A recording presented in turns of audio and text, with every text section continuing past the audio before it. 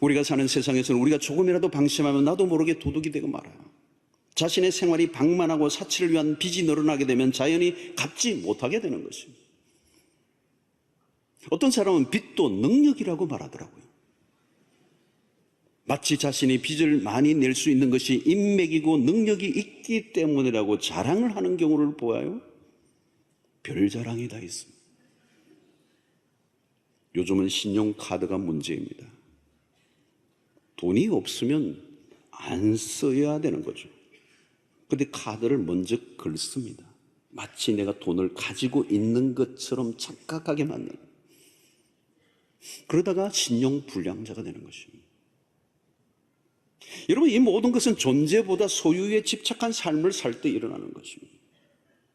존재의식이 결여되면 사람이 별것 아닌 것에 힘을 쓰려고 그러는 것입니다. 얼굴이 마음에 안 든다고 성형을 하기 시작하면 계속해야 합니다. 우리 교회 성형외과 의사분들이 많아서 제가 어떻게 얘기해야 될지 모르지만 하여튼 적당히 하는 것은 그런 대로 봐줄 수 있겠으나 뭐 이점에서 합의를 보도록 하겠습니다. 그러나 여러분, 근원적인 것은 얼굴을 고친다고 되는 것은 아닙니다. 열등감의 문제는 외형으로만 해결되는 문제가 아니에요. 열등감의 문제가 해결되지 않으면 아무리 고쳐도 불안해요. 여러분, 진짜 돈이 많은 사람은 그렇게 화려하게 입고 다니지도 않아요. 오히려 요즘 빈티지 같은 걸 입죠. 돈이 없는 것처럼 보이려고 하는 거예요. 왜? 자기는 자랑 안 해도 있으니까. 아주 많으면 자신이 돈 있다고 자랑할 필요를 느끼지 않습니다. 누가 거지 같다고 해도 별로 상처를 안 받아요. 거지 같다고 상처를 받으면 궁한 거죠. 존재의 문제예요. 소유가 아니라 존재라는 것입니다. 여러분, 부모의 자식을 소유하려고 하는 것도 문제입니다. 자식을 위해 모든 걸 다 쏟아부어요. 그러나 그 심리적 저변에는 자신의 열등감, 자신의 명예욕을 채우기 위한 소유욕인 경우가 많습니다. 자신에 대한 소유욕이, 자식에 대한 소유욕이 강하면 강할수록 아이에게 집착하죠. 닥달하죠. 집착 정서입니다. 병적 이것을 자기애라고 말합니다. 그래서 끊임없이 아이를 컨트롤 하려고 하는 것이죠. 거기에는 자신의 삶과 그 아이의 삶이 없어요. 엄마의 소유욕에 의해 아이가 상처를 입게 됩니다. 아이를 볼모로 잡아 자유로운 인격을 도둑질한 것입니다. 부모의 존재의식의 결여는 자녀에게 악영향을 미치게 되고 결국 부모와 자녀 모두를 불행의 늪으로 빠뜨리고 마는 것입니다. 여러분, 인간은 내면의 욕구, 이 소유욕은 무서운 것입니다. 이것이 강하면 수단과 방법을 가리지 않습니다. 여러분, 더 가져야 행복할 것이라는 이 상업주의, 이 물질주의의 세상 속에서 끊임없는 소비주의의 성향으로부터 구원을 얻는 은혜가 있게 되기를 바랍니다. 그런 세상을 따라 살아가 보다 보면 소비로 기쁨을 얻게 되고 소유함이 자신에게 만족을 주는 것처럼 생각하는 이 신앙에서는 내세는 없어요. 오늘 현실의 만족밖에 없습니다. 오늘 지금 당장 쓰고 보자는 심리만 충만한 그곳에는 미래의 천국은 안중에도 없는 것입니다. 자, 어떻게 해야 될까요? 첫 번째는 그리스도인의 존재의식은 예수 그리스도의 십자가 안에서만 경험되어져야 합니다. 십자가를 통해 나를 사랑하신 하나님의 사랑을 개인적으로 깊이 경험해야만 하는 것입니다. 우리를 믿음으로 하나님의 자녀가 되는 권세를 얻게 하시고 이제 하나님의 백성들은 그리스도 안에서 새로운 존재감을 가지게 되었습니다. 이 존재감은 우리의 어떤 외적인 소유로 인해서가 아니라 하나님이 우리에게 보여주신 그리스도 안에서 하나님의 자녀된 로열 패밀리가 된 특권을 얻게 된 것입니다.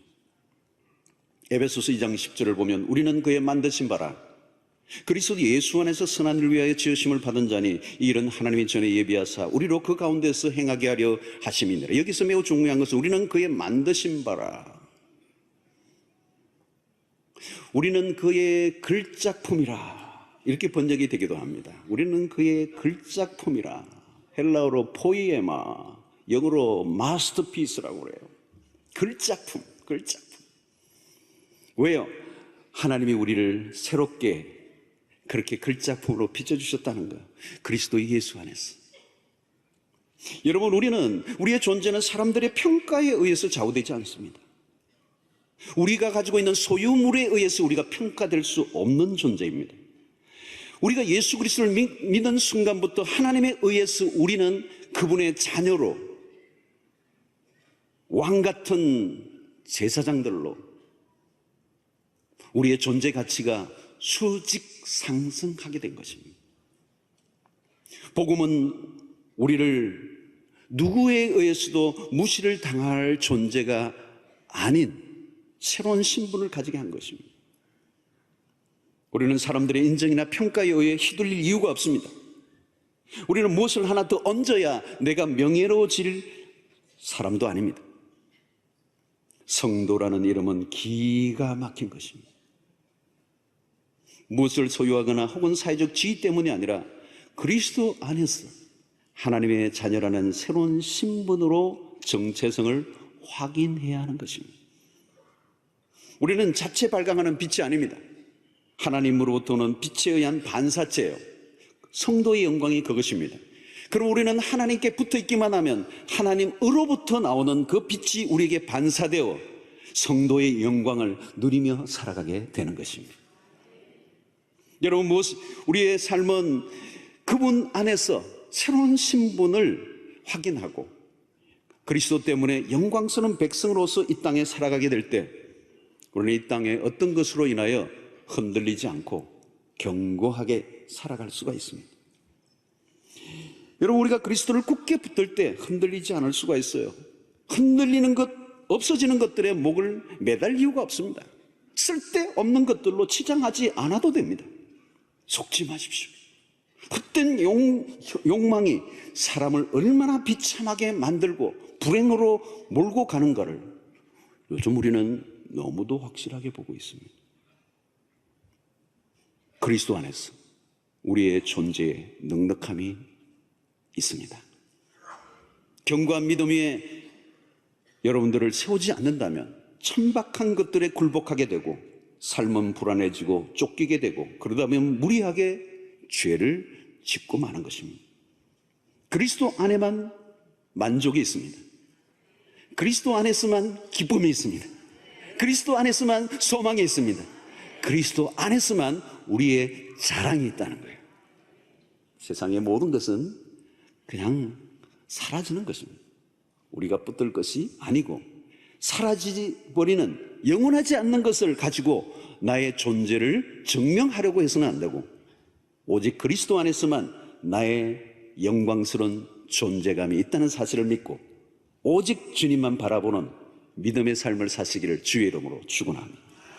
두 번째는 우리가 부족할 때 그 부족을 해결하는 방식이 문제예요. 도둑질하는 사람들은 자기의 방식으로 결핍을 메꾸려고 하는 것입니다.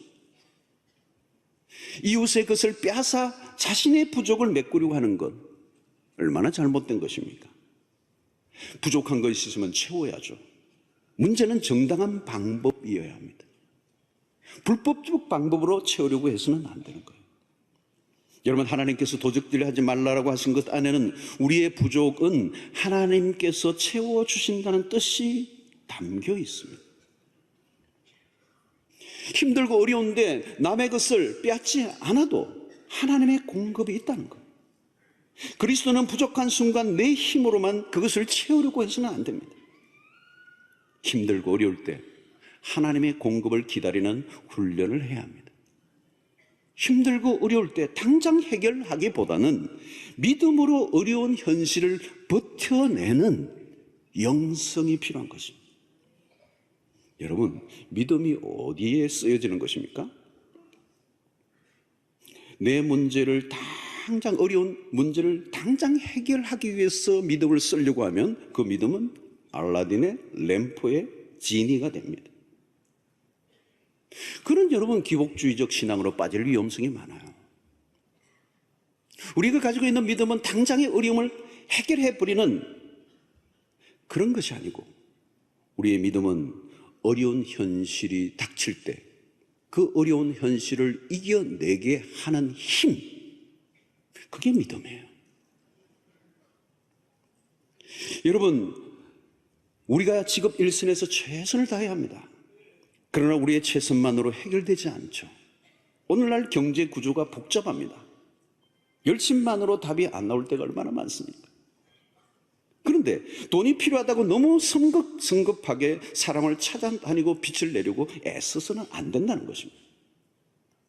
부족하면 부족한 대로 사는 법을 먼저 익혀야 합니다.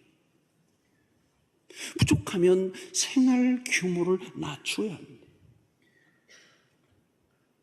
여러분, 정직하게 살고 생활 형편이 어려운 것은 부끄러운 것도 아니고 불행도 아닙니다. 거짓되고 잘못된 방식으로 돈을 모으고 부자로 사는 것이 부끄러운 것이지, 정당한 방법으로 사는데 힘겹게 때로는 가난하게 사는 것은 부끄러운 게 아닙니다. 그리스도인의 부족을 해결하는 방식은 언제나 가장 먼저 하나님께 도움을 구하는 것입니다. 하나님의 공급보다 내 힘으로 문제를 해결하려고 하다가 문제가 터지는 것입니다. 여러분, 하나님은 우리의 필요를 채워주시기를 원하시는 분이십니다. 내가 구했는데도 안 주신다면 이유가 있을 것입니다. 그것이 지금 당장, 힘들긴 하지만 당장 필요하지 않을 수도 있고, 때로는 그 과정을 통하여 우리를 훈련시키고자 하는 하나님의 의도가 있을 수도 있고, 때로는 나를 더욱더 믿음을 다듬어 가시기 위한 하나님의 목적이 있을 수도 있고, 나를 겸손하게 만드시고자 하는 하나님의 의도가 있을 수도 있고, 다양해요. 문제는 우리가 현재의 상태가 가난함이든지 풍족함이든지 그 안에서 하나님의 의도를 발견하려고 애를 써야 되는 것입니다. 하나님이 이 환경을 허락하신 하나님의 의도가 무엇입니까? 이 상황 속에서 하나님이 말씀하시려 하시는 뜻이 무엇입니까? 질문해야 되는 거예요. 여러분, 도둑질이 나쁜 이유는 하나님을 기다리지 않고 하나님을 신뢰하지 않고 자신이 하나님이 되려고 하는, 자신이 스스로의 문제를 풀려고 하는 잘못된 태도 때문입니다. 하나님은 우리의 공급자가 되십니다. 주님은 마태복음 6장에서 제자들에게 공중에 나는 새를 봐라, 들의 백합을 봐라, 그들도 입히고 먹히지 않느냐, 하물며 너희 일까 보냐. 주님은 우리의 필요를 아시는 분입니다. 우리의 부족을 하나님께 구하라고 말씀하십니다. 빌립보서 4장 19절의 말씀, 참 좋은 말씀입니다. 이 구절을 여러분 한번 자세히 들여다보세요. 이 구절은요, 하나도 무슨 자꾸 하나도 빠뜨릴 구절이 없는 거예요. 나의 하나님이, 나의 하나님이, 김 집사의 하나님이 아니에요. 우리의 하나님도 아니에요. 나의 하나님이 1인칭이에요. 나의 하나님이 그리스도 예수 안에서 굉장히 중요한 거예요. 영광 가운데 이 한 단 하나를 어마어마한 비밀이 담겼어요. 그 길게 해야 되는데 성한 대로 그 풍성은 unlimited, 제한이 없는 거. 그 다음에 뭐예요? 너희, 또 나오는 거죠. 너희 모든, 이 모든이라는 단어가 굉장히 중요해요. 모든, every, 모든. 너희 모든 쓸 것을 어떻게 해요? 채우시리라. 너무 이 멋진 구절이에요, 여러분. 여러분, 하나님은 우리의 욕망을 채워주시지는 않지만 우리의 필요를 채워주시는 분이십니다. 여기 보면 너희 모든 쓸 것을, 하나님은 관대하신 분입니다. 여기 모든 쓸 것은, 모든 필요는 물질적인 것만을 포함하지 않아요. 물질적인 것은 물론 영적인 필요와 정신적인 필요와 모든 환경적 필요를 채워주신다는 거예요. 하나님은 여러분, 우리가 적은 것에서도 만족하게 하시고 어려움 중에서도 기쁨을 누리게 하시는 이런 영적인 필요까지 채워주신다는 거예요. 물질이 필요하면 물질을 주실 때도 있지만 물질을 안 주실 때는 물질을 이길 만한 믿음도 주셔서 영적으로 이기게 하신다는 거예요. 이 필요, 모든 필요를 채워주신다. 여러분, 우리는 우리가 공급을 하나님으로부터 받는 경험을 해야 되는 것입니다. 저는 신자가 이 과정을 통과하지 않으면 항상 헷갈리게 돼 있어요.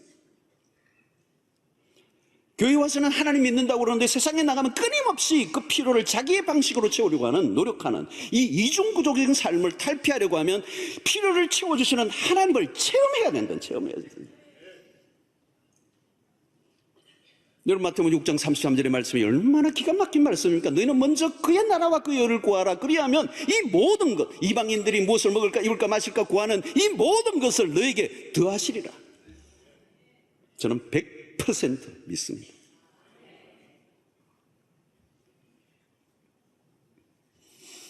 자, 여러분, 우리의 삶에서 언제 신앙이 생동감이 넘칩니까?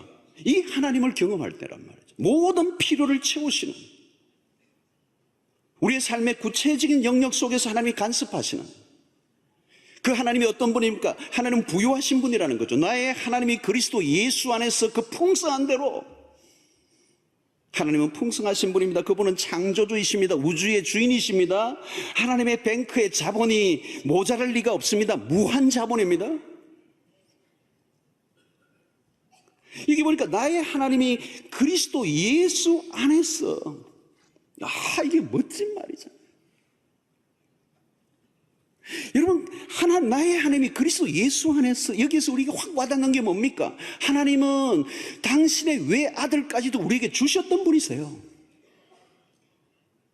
그래서 이 로마서 8장 32절에 뭐라고 말씀하고 있습니까? 자기 아들을 아끼지 아니하시고 우리 모든 사람을 위하여 내어주신 이가 어찌 그 아들과 함께 모든 것을 우리에게 주시지 아니하겠느냐.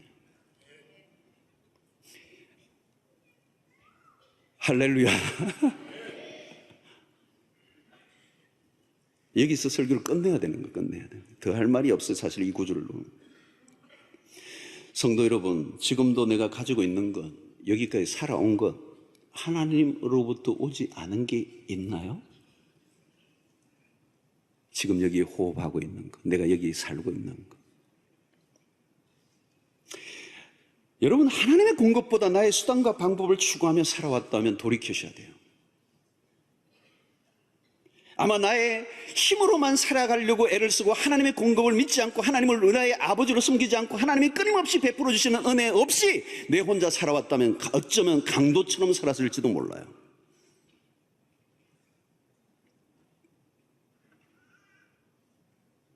힘들고 어려울수록 우리는 더욱더 하나님을 신뢰하고 그분의 공급을 기다릴 수 있어야 되는 것입니다. 하나님이 우리의 아버지가 되신다는 사실, 나는 고아가 아니라는 사실. 그래서 여러분, 하나님만을 신뢰하고 일상 속에서 그분을 의지할 때, 그분이 베풀어 주시는 그 풍성함을 경험할 때 우리의 신앙은 추상성에서 떠나 실제적인 하나님을 만나게 되는 것입니다. 여러분, 추상적인 신앙을 거부하셔야 됩니다. 오늘날 같이 힘들고 어려운 세상 속에서는 두 가지입니다. 하나는 그냥 세속적으로 완전히 난 크리스찬처럼 살든지, 아니면 하나님을 진정으로 경험하고 실제의 삶 속에서 구체적으로 역사하시는 하나님을 만나고 그분과 함께 살아가는 삶. 추상적인 신앙으로는 세상 속에서 버텨낼 수가 없는 세상을 우리가 살고 있습니다.